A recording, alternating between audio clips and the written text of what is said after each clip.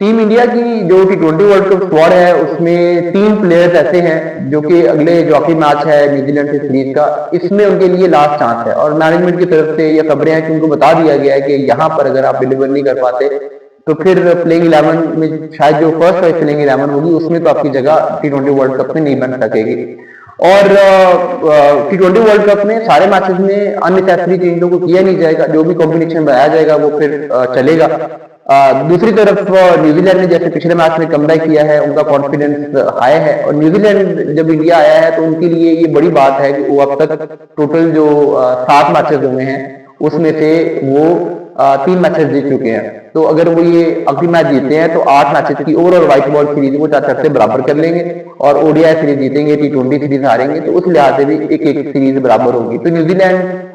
इस सीरीज के लिए, स्टोर के लिए बहुत अपने आप को कॉन्फिडेंट फील करेगा। जो उनका पर्पस था वर्ल्ड कप से पहले वो अचीव हुआ है, प्लेयर एडजस्ट हुए हैं, जीते भी हैं, कॉन्फिडेंस भी आया है, रन भी आए हैं। इंडिया के लिए सिचुएशन बहुत अच्छी चल रही है T20 में, लेकिन स्टिल कुछ प्लेयर्स को लेके, कुछ स्पेसिफिक प्लेसेस को लेके अभी भी इस तरह की एक अनसर्टेनिटी है कि ये क्या बनेगा, कौन खेलेगा, एग्जैक्ट कॉम्बिनेशन क्या बनेगा। अब संजू सैमसन ने जो रिसेंट टाइम में 4 मैचेस में उसकी फेलियर आई है तो उसके बाद कोच से बार बार ये सवाल किए गए और वो थोड़े डिफेंसिव थे, मतलब उनके पास कोई बहुत ज्यादा इस पे आर्गूमेंट था नहीं और यही था कि नहीं अब उसको खिलाया है, बैक करते हैं, उम्मीद है वो अगले मैच में स्कोर करेगा। और जब आप इस तरह की एक आधे मैच के ऊपर प्लेयर की परफॉर्मेंस को लेके आ जाते हैं तो इसका मतलब है प्लेयर के लिए आगे आने वाला वक्त अच्छा नहीं है। और ईशान किशन पहले मैच में कोई खास अनफिट थी नहीं, जस्ट एक्सपेरिमेंट करने के लिए उनको निकल का बहाना बना के बाहर उठाया गया था, अदरवाइज वो फिट है और अगले मैच में तो शायद वो ना खेलें, वर्ल्ड कप में वो खेलेंगे। और संजू अगर इस मैच में परफॉर्म नहीं कर पाए तो फिर टीम मैनेजमेंट के पास कोई ऑप्शन नहीं होगा सिवाय इसके कि वो संजू को बाहर करें और ईशान को लेके आए। और अगर ईशान को वो लेके आते हैं तो ईशान ओपनिंग पे ही खेल सकते हैं और ईशान पावर प्ले में बड़ा जबरदस्त परफॉर्म करते रहे हैं। हमने देखा है वो टॉप ऑर्डर के बैट्समैन है, या तो वो 3 पे खेलते हैं या ऊपर वो सनराइजर हैदराबाद के लिए भी 3 पे खेलते रहते, इंडिया के लिए भी बहुत दफा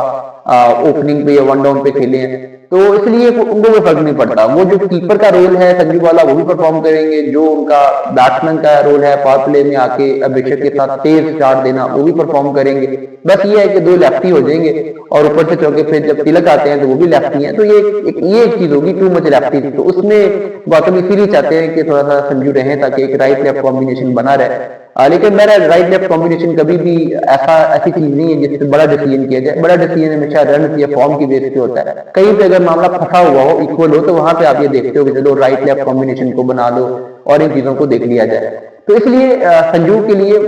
कल का मैच बड़ा इंपॉर्टेंट है, आखिरी मैच उनके लिए डू और डाई है। उसके बाद जो दूसरी चीज वर्ल्ड कप टीम के कॉन्टेक्स्ट में जिस प्लेयर के लिए है वो कुलदीप है। कुलदीप का अभी जो न्यूजीलैंड वाली सीरीज है ऑल दी वे वो बहुत बुरी गई है और न्यूजीलैंड ने बड़ा जबरदस्त परफॉर्म किया, जैसे उनको क्रैक किया। और अब कुलदीप के लिए भी शायद थोड़ा सा है, कंडीशन तो उनको उस तरीके से सूट नहीं कर रही, ये सच है, लेकिन इन्हीं कंडीशन में वरुण ने बॉलिंग की है, इसी कंडीशन में इवन सैंडलर ने बड़ा अच्छा स्पेल किया है। तो कुलदीप तो फिर एक मास्टर स्पिनर है, इन दोनों से बड़े स्टेचर के स्पिनर है, तो उनके लिए भी है अगर इस मैच में परफॉर्म नहीं कर पाते आगे जाके अक्षर स्क्वाड में फिटन होने हैं, वाशी भी आ सकते हैं, उनकी भी गुड न्यूज है कि वो अवेलेबल हो जाएंगे। तो फिर इसमें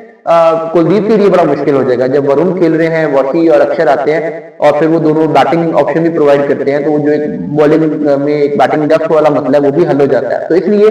कुलदीप के पॉइंट्स अब कम होते जा रहे हैं और एक आधा मैच विनिंग स्पेल अगर उनका अगले मैच में नहीं आता तो वर्ल्ड कप की प्लेइंग 11 में हो सकता है कि हम उन्हें ना देख पाए। फिर तीसरा नाम इसमें जो आ रहा है वो रिंकू सिंह है। रिंकू की परफॉर्मेंसेज बस मिक्स ही हैं। अब पिछले मैच में इतनी बैटिंग पिच थी, वहां पे वो आए और उनके रन ही नहीं हो रहे थे, फंसे हुए खेल रहे थे, वो नीचे आ जाए 18वें 19वें ओवर में आ जाए, 1-2 बड़ी हिट वो मार जाते हैं, लेकिन 1-2 बड़ी हिट की बुनियाद पे तो आप टीम इंडिया में नहीं रह सकते। आपको वहां पे एज अ प्रॉपर बैट्समैन जब खिला रहे हैं तो प्रॉपर बैट्समैन वाली यूटिलिटी दे रही है। अगर आप ऑलराउंडर होते और आपको होता है कि चलो मैं 15-20 रन नीचे दे के टीम में जगह बचा जाऊंगा तो उनके साथ मैं 2-3 ओवर भी करता हूँ, तो ये चीज जस्टिफाइबल होनी थी। लेकिन एज ए बैट्समैन जब आप खेलते हो और आपको ऊपर कभी बैटिंग मिलती है तो फिर आपको प्रॉपर बैट्समैन वाली इनिंग खेलनी है, 50 करनी है, 100 करने हैं, मैचेस जितवाने हैं, जिस चीज में अभी रिंकू भी लैग कर रहे हैं और आगे जाके उनके लिए भी कंपटीशन में प्लेइंग 11 में जगह बचाना मुश्किल हो सकता है।